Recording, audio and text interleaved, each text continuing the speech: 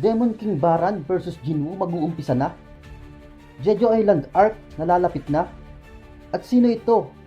Kakampi ba o kalaban? Kung bago nga lang kayo sa ating page, huwag niyong kalimutan mag-follow dahil gagawa pa tayo ng maraming content tulad dito.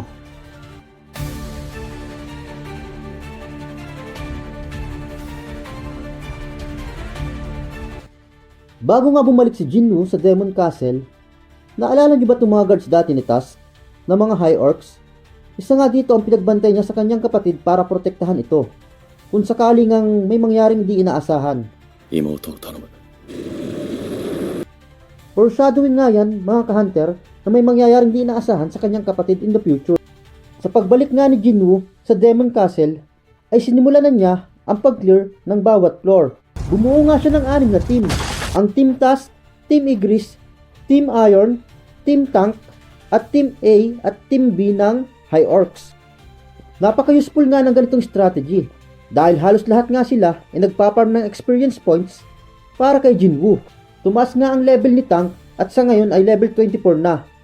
Ang mga normal shadows naman ay level 16 at ang mga shadow mage ay level 19. Ngunit napansin nga ni Jinwoo na bumibilis ang pagbawas ng MP niya or mana points. Ibig sabihin lang nito merong tumatalong malalakas na kalaban sa kanyang mga shadow summons. Kaya ganoon na lang kabilis ang pagbawas ng kanyang mana power. Palihim niya nga itong minanmanan at nang makita siya ng mga ito, agaran nga siyang inatake. Ngunit walang kahirap-hirap na tinalo niya ang mga Demon Knights. At alam niyo ba na halos karank na ito ng A+ Hunter? Meron ngang 6 na kategorya ang Demon. Ang low-ranking Demon o katumbas ng D-rank, ang mid-ranking Demon na katumbas ng C-rank, ang high-ranking Demon na katumbas ng B-rank, top-ranking Demon na katumbas ng A-rank, at ang mga Demon Lords at Demon Knights na halos katumbas ng A+ rank Hunter.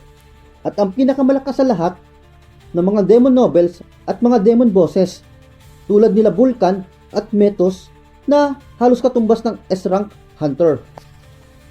Dito nyo nga rin makikilala si Esil na isang Demon Noble.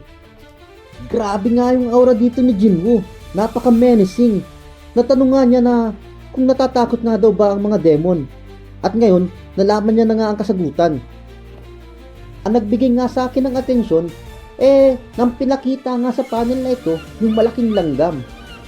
Patungo na nga tayo sa Jeju Island Arc, mga ka-hunter. Ito talaga yung the best arc ng Season 2. At yun lang, mga ka-hunter. Kung nagustuhan nyo nga itong video na ito, wag